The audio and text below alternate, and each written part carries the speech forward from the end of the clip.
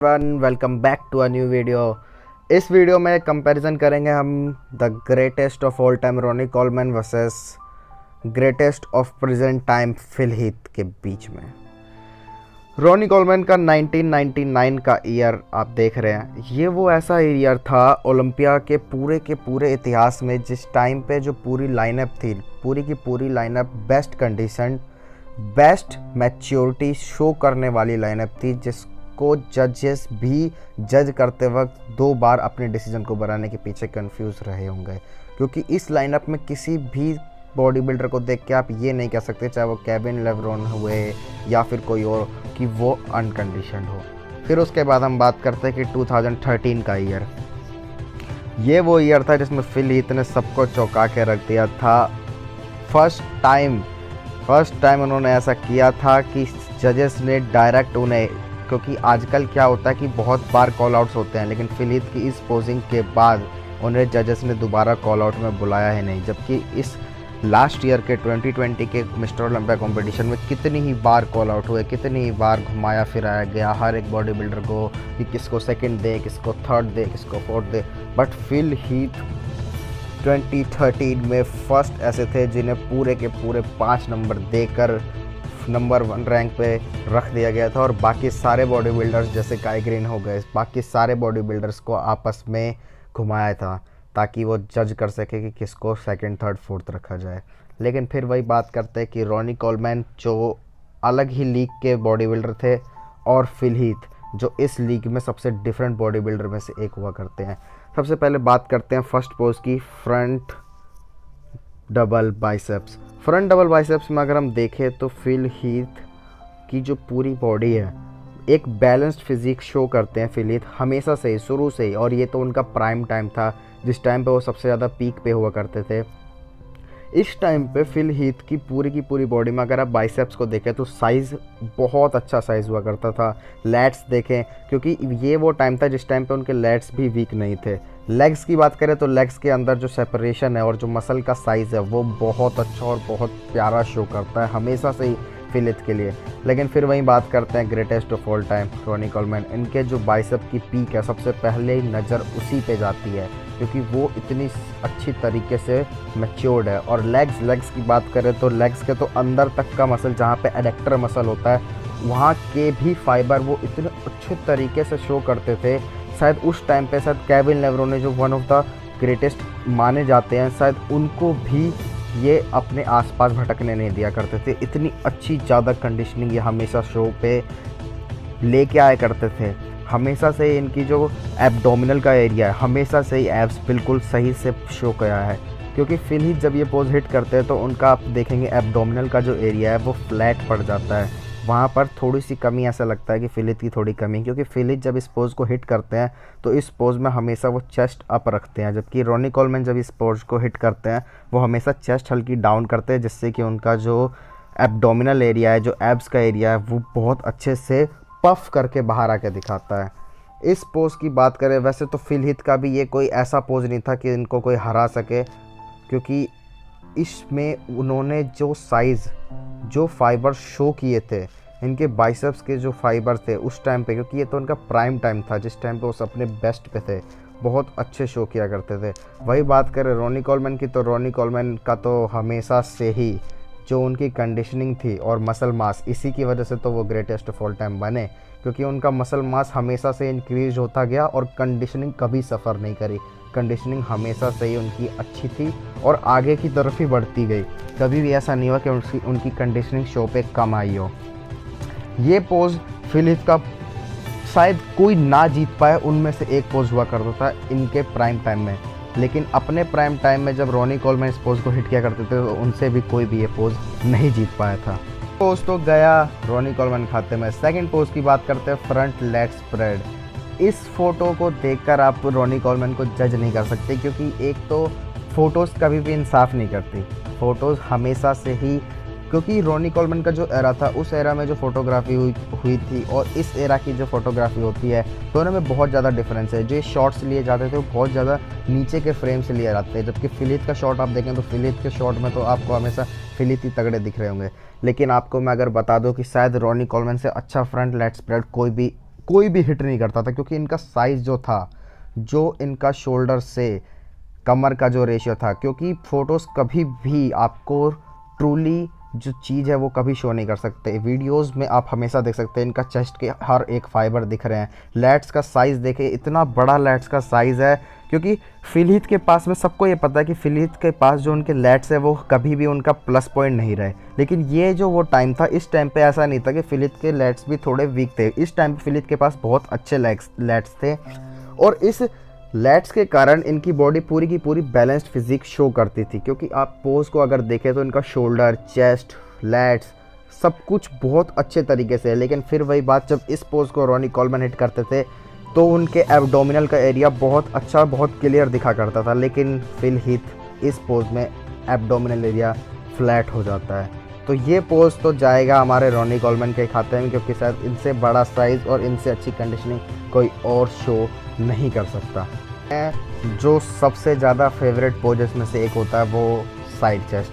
Side chest में अगर हम बात करें तो साइड चेस्ट का जो सबसे फेवरेट पार्ट फिल हीथ का यही होता है कि उनका जो शोल्डर, ट्राइसेप्स, बाइसेप्स और चेस्ट, ये तीनों के तीनों इतने ज़्यादा बैलेंस्ड, फाइबर से भरे हुए, फुलनेस से भरे हुए हैं कि शायद उस टाइम पे उन्हें कोई और बीट करने की सोच भी नहीं सकता था। क्योंकि जो फिल हीथ है उनके जो शोल्डर के तीनों हेड है, फ्रंट हेड, साइड हेड और जो उनका रियर डेल्ट है, इन तीनों डेल्ट्स का जो मैच्योरिटी लेवल है इतना प्यारा है। और जो इनके बाइसेप और ट्राइसेप का सेपरेशन है, साइज़ भी अगर हम कहें तो ट्राइसेप हमेशा से फिल हीथ का एक प्लस पॉइंट रहा है। तो इसमें तो हमेशा ही फिल हीथ थोड़े से ऊपर दिखाई देते हैं। लेकिन फिर वही अगर बात करें तो रॉनी कोलमैन का जो प्लस पॉइंट है, यही प्लस पॉइंट है कि उनके पास में जो उनका साइज़ है, उस साइज़ में वो फिल हीथ को पीछे कर देते हैं। वरना अगर कंडीशनिंग की बात करें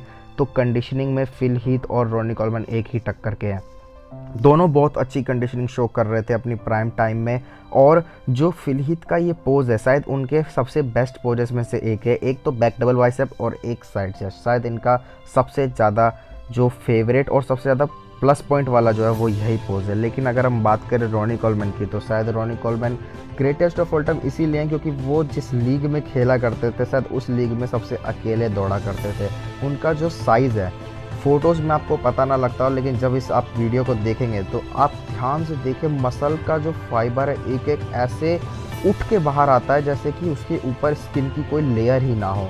तो इस फोटो को देखकर तो आपको ऐसा लग रहा होगा कि शायद ये पोज फिल हीथ के खाते में गया, लेकिन नहीं, ये पोज हमेशा से ही रॉनी कोलमैन के खाते में था।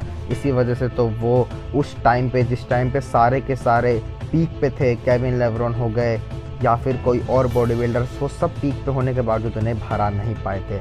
चलिए एक ट्राई और करते हैं, सेकंड चीज़ देखते हैं साइड चेस्ट के बाद में जब वो पोज हिट करते हैं साइड ट्राइसेप्स। इसमें अगर हम देखें तो फिल हीथ बहुत ज़्यादा डोमिनेट करते हुए दिखाई दे रहे हैं, क्योंकि इसमें वो अपने चेस्ट और शोल्डर को और पॉप कर लेते हैं जिससे कि उनके फाइबर और राउंडनेस और दिखने लग जाता है। इनका जो एब्डोमिनल का सेक्शन है, शायद अभी तो ऐसा नहीं दिखता, लेकिन उस टाइम पे जो ये सेक्शन था इतना अच्छा और इतना कंडीशन दिखता था, ओब्लिक्स तक के फाइबर क्लियर दिखा करते थे। तो ये पोज तो शायद अगर मैं कहूँ तो फिल हीथ के खाते में ही जाना चाहिए, क्योंकि इनके पास जो रिस्ट है शायद उस टाइप का जो मसल मैच्योरिटी है किसी और के पास नहीं है। रॉनी कोलमैन इसमें तो थोड़े से पीछे रह जाते हैं फिल हीथ के, क्योंकि शायद अगर ये दोनों साथ में कभी होते तो मज़ा आता। उसके बाद हम बात करते हैं बैक डबल बाइसेप्स। इस पोज को देखने के बाद तो मेरा कंपैरिजन करने का बिल्कुल मन नहीं था, क्योंकि ये पोज कोई भी बंदा कंपैरिजन करेगा तो बहुत टफ है, लेकिन इतना भी टफ नहीं है, कोशिश करके देखते हैं। सबसे पहले हम बात करें फिल हीथ की। फिल हीथ की पूरी बैक में आपको गोल गोल अलग अलग मसल अलग से सेपरेशन के साथ दिखाई दे रहे होंगे। और रॉनी कोलमैन की फ़ोटो में सबसे पहले आपको जो चीज़ दिख रही होगी वो होगा साइज़। सेकंड चीज़ बात करें ग्लूट्स रॉनी कोलमैन के जेनेटिकली गिफ्टेड थे, जिसकी वजह से उनके ग्लूट्स इतने ज़्यादा साइज़ में बड़े और फाइबर्स फुल थे। बात करते हैं हैमस्ट्रिंग की। फिल हीथ जो सबसे ज़्यादा दिमाग लगाते हैं वो ये करते हैं कि कभी भी पाँव को वो आउटसाइड करके खड़े हो जाते हैं, जिससे कि उनका जो ग्लूट्स के जो फाइबर है वो तो दिखते ही हैं, साथ ही साथ उनके जो हैमस्ट्रिंग है वो भी क्लियर दिखते हैं। अगर हम बैक डबल बाइसेप की बात करें तो बाइसेप का जो दोनों हेड होते हैं, शॉर्ट हेड और लॉन्ग हेड, ट्राइसेप के जो दोनों हेड होते हैं वो भी, और साथ ही साथ ट्राइसेप्स में जो इनके फाइबर्स और स्टेरेंस दिख रहे हैं माय गॉड, शायद इससे अच्छी कंडीशनिंग फिलित ने कभी शो करी ही नहीं। लेकिन अगर हम बात करें रॉनी कोलमैन की, तो शायद रॉनी कोलमैन की जो फ़ोटो है इससे आपको लग रहा होगा कि रॉनी कोलमैन पीछे रह गए, लेकिन नहीं, वो ग्रेटेस्ट ऑफ ऑल टाइम है। क्योंकि उस टाइम की फ़ोटोग्राफी और क्वालिटी इस बात को कभी भी जज नहीं करेगी कि रॉनी कोलमैन कितने ग्रेटेस्ट थे। ये तो सिर्फ आप तभी देख सकते हैं जब वो अपनी पोज़ हिट करते हैं। देखें इस पोज़ को, इस पोज़ में शायद रॉनी कोलमैन को कोई और बीट कर ही नहीं सकता। फिल हीथ को भी कोई ये बीट नहीं कर सकता, क्योंकि ये एक लेजेंडरी पोज़ है जो कि फिल हीथ लेजेंडरी तरीके से हिट करते हैं। इस पोज़ को शुरू से ही रॉनी कोलमैन कभी भी बेस्ट तरीके से हिट नहीं कर पाए। हमेशा से ये उनका बड़े साइज़ होने की वजह से वो जीतते थे, वरना इस पोज़ को जो लेजेंडरी तरीके से जो हिट करते हैं वो सिर्फ और सिर्फ फिल हीथ हैं। अगर हम इसमें बात करें हैमस्ट्रिंग की, तो हैमस्ट्रिंग में तो फिल हीथ ने बिल्कुल ही रॉनी कोलमैन को पकड़ रखा है, क्योंकि रॉनी कोलमैन और फिल हीथ दोनों ही हैमस्ट्रिंग में प्लस पॉइंट रखने वाले बॉडी बिल्डर हैं। लेकिन फिर भी अगर रॉनी कोलमैन की बात करें तो उनके हैमस्ट्रिंग थोड़े प्लस पॉइंट में जाते हैं। उसके बाद हम देखें अगर शोल्डर्स, तो शोल्डर्स का जो फिल हीथ के तो शोल्डर्स हमेशा से ही जो 3D लुक देते हैं, जो हैनी रैम्बो ने उन्हें ट्रेन किया, जो 3D लुक उनके पास है, उसमें तो वो सबको बीट कर सकते हैं। कोई भी ऐसा नहीं है जो उन्हें हरा सके सिवाय रॉनी कोलमैन के, क्योंकि Ronnie Coleman greatest of all time है। पोज को हिट करना, साइज़ में बड़ा होना और साथ ही साथ कंडीशनिंग लाना, यही तो स्टेज रिक्वायरमेंट है जीतने की। उसके बाद हम बात करते हैं back lat spread. Back lat spread शायद सबसे ज़्यादा फेवरेबल रिजल्ट्स में को दिखाने वाला ये पोज़ होता है, क्योंकि इस पोज़ में सबको पता लग जाती है कि किसके पास कितना साइज़ है और क्या कंडीशनिंग वो कैरी कर रहा है, क्या मसल थिकनेस वो शो कर रहा है। तो इस पोज़ में तो रॉनी कोलमैन शायद सबसे ज़्यादा लेजेंडरी तरीके से पोज़ उनका यही था, जिस पोज़ को बहुत ही लेजेंडरी तरीके से हिट करते थे, क्योंकि इस पोज़ में वो हमेशा अपने शोल्डर डाउन कर लेते हैं। क्योंकि बाकी अगर शोल्डर्स देखें तो सबके शोल्डर हाई हैं। फिल हीथ के पास भी ये बहुत अच्छा प्लस पॉइंट है, क्योंकि उस टाइम पे फिल हीथ की बैक को टच करने वाला कोई और नहीं था। काइगरिन ने भी 2013 में तो काइगरिन भी फिल हीथ के आस पास भी नहीं थे। अगले साल उन्होंने थोड़ी इंप्रूवमेंट कर ली थी जो उनके आसपास आ गए थे, बट उस टाइम पे तो फिल हीथ भी प्राइम पे चल रहे थे। जो ट्रेपेजियस मसल होता है, ट्रैप्स का मसल होता है, उसमें जो थिकनेस है, उस थिकनेस को अगर हम देखा जाए तो शायद इन दोनों के दोनों की ही बैक में वो थिकनेस प्रॉपरली ऊपर से लेकर नीचे तक कंप्लीट बैक नज़र आती है। लेकिन फिर भी अगर पोज की बात करें तो जो साइज़ है वो तो रॉनी के पास ही था। इतना बड़ा साइज़ तो शायद किसी और के पास हो ही ना, और जिस तरीके से वो हिट करते थे वो उसको और लेजेंडरी बनाता था। लेकिन फिल हीथ का भी ये कोई वीक पोज नहीं है, ये पोज तो शायद ऑडियंस को ही चूज़ करना होगा कि कौन इस पोज में डोमिनेट कर रहा है। जहाँ तक बात करें तो रॉनी कोलमैन की जो थिकनेस और साइज़ है वो इसमें फिल हीथ को बीट करते हुए नज़र आ रहे हैं। बताइएगा आप लोग कमेंट सेक्शन में कि कौन जीत रहा है। उसके बाद हम बात कर लेते हैं साइड ट्राइसेप की पोज की। तो इस पोज में रॉनी कोलमैन थोड़े से फीके नज़र आते हैं, क्योंकि ये पोज हमेशा से उनको जेनेटिकली गिफ्टेड नहीं था। उनके पास ना वो साइज़ था और ना ही वो मसल मैच्योरिटी थी ट्राइसेप के अंदर, क्योंकि ये हमेशा से उनका वीक पार्ट रहा है। लेकिन फिर भी रॉनी है। जो कंडीशनिंग वो शो किया करते थे स्टेज पे, जिसकी वजह से उनके ट्राइसेप के भी डिफरेंट एंगल से फाइबर दिखा करते थे। लेकिन फिल हीथ इस पोज में तो बिल्कुल डोमिनेट किया करते थे अपने प्राइम टाइम में, क्योंकि एब्डोमिनल इतना कस के वो खड़े हुआ करते थे उस टाइम पे। जो उनके शोल्डर्स के 3D लुक था और जो ट्राइसेप का साइज़ वो कैरी किया करते थे, शायद इस पोज में मैं कहूँ फिल हीथ रॉनी कोलमैन से एक स्टेप आगे थे, just because of the balance. क्योंकि फिल हीथ हमेशा से एक बैलेंस्ड बॉडी बिल्डर रहे हैं, क्योंकि उनकी पूरी की पूरी बॉडी में कोई भी ऐसा पार्ट नहीं था जो ज़्यादा बड़ा दिखता हो या ज़्यादा छोटा दिखता हो या कुछ कमी दिखती हो। रॉनी कोलमैन के पास कुछ कमियां भी थी, लेकिन कुछ ऐसे प्लस पॉइंट थे जिसकी वजह से वो हमेशा सबसे जीत जाया करते थे। लेकिन फिल हीथ शुरू से ही बैलेंस्ड बॉडी बिल्डर रहे हैं, और इतिहास में शायद वो ही एकलौते ऐसे बॉडी बिल्डर है जिन्होंने कई बार, एक बार नहीं कई बार 5 जो नंबर होते हैं, जो सबसे ज़्यादा नंबर होते हैं 5 बिना कमी के, उन्होंने ही लिए हैं। बाद हम बात कर लेते हैं एब्डोमिनल एंड थाई। इसमें रॉनी कोलमैन को पकड़ना शायद सबसे मुश्किल था, क्योंकि वो कंडीशनिंग के साथ जो साइज़ शो किया करते थे, कभी भी ऐसा नहीं हुआ कि उनका जो मिड सेक्शन हो वो डिसअपीयर हो गया हो चलते शो में। हमेशा से उनका मिड सेक्शन पॉप होकर दिखता था। और अपने प्राइम टाइम में तो फिल हीथ भी इस पोज में लेजेंडरी लगा करते थे, क्योंकि उस टाइम पे ना उनके लैट्स उतने वीक थे और लेग का सेपरेशन तो हमेशा से उनका बेस्ट पोज में से एक रहा है। सो इस पोज में तो आप लोग बताइए कि किसको विनर रखा जाए। इसके बाद हम बात कर लेते हैं मोस्ट मस्कुलर पोज। इस पोज को देखें अगर तो फिल हीथ इसमें आपको डोमिनेट करते हुए दिखाई दे रहे होंगे अपने साइज से, सेपरेशन से और बैलेंस्ड फिजिक्स से। रॉनी कॉलमैन इसमें थोड़े से फीके लग रहे होंगे, जबकि रॉनी कॉलमैन थोड़े से जूम इन है और फिल हीथ की जो पिक है वो थोड़ी सी जूम आउट है। बट फिर भी अगर हम देखें तो इसमें फिल हीथ रॉनी कॉलमैन से ज़्यादा तगड़े, ज़्यादा अच्छे और ज़्यादा वेल बिल्डेड फिजिक के साथ दिख रहे होंगे। बट फिर से वही बात कि जो पिक्चर्स होती हैं वो कभी भी हकीकत बयान नहीं करती, क्योंकि पिक्स जो हैं वो डिफरेंट टाइम की डिफरेंट क्वालिटी शो करती है और पिक्स कभी भी रियलिटी शो नहीं कर सकती। ये शो जब भी होती है जब आप वीडियो देखें।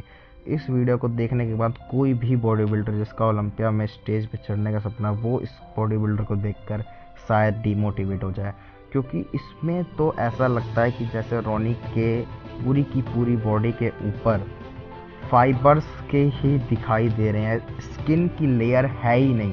पूरी की पूरी बॉडी का हर एक मसल जैसे वो मोस्ट मस्कुलर पोज हिट करते हैं इतना ऊपर उठ के पॉप होके आता है जैसे कि अभी फट के बाहर निकलेगा, क्योंकि स्किन की लेयर इतनी पतली है। शायद इसीलिए शायद वो 1999 का जो ईयर था उसमें रॉनी कॉलमैन जीत पाए, क्योंकि सबको ऐसा लग रहा था कि फ्लेक्स व्हीलर उन्हें हरा देंगे, क्योंकि उस टाइम पे फ्लेक्स व्हीलर ने अपनी बेस्ट कंडीशन शो करी थी। बट ऐसा नहीं हुआ और रॉनी जीते। यही वो एक लौता ऐसा टाइम था जब फ्लेक्स व्हीलर ने जजेस को अपनी पीठ दिखाई और कहा कि नहीं, मैं फर्स्ट रैंक ही डिजर्व करता हूँ। अल्टीमेट कंपैरिजन में तो मैं यही कहूँगा कि फिल हीथ में कुछ बात ज़रूर है, लेकिन फिर भी रॉनी कॉलमैन को बीट कर दें इतनी उनमें क्वालिटी नहीं है, क्योंकि Ronnie Coleman greatest of all time इसीलिए हैं क्योंकि वो साइज़ जो वो कैरी करते हैं और जो मसल सेपरेशन वो दिखाते हैं शो पे, शायद कोई और शो नहीं कर सकता था। आई होप आपको ये वीडियो अच्छी लगी होगी। अगर अच्छी लगी है तो लाइक ज़रूर करना, सब्सक्राइब ज़रूर करना मेरे चैनल को। Thanks for watching. जय हिंद।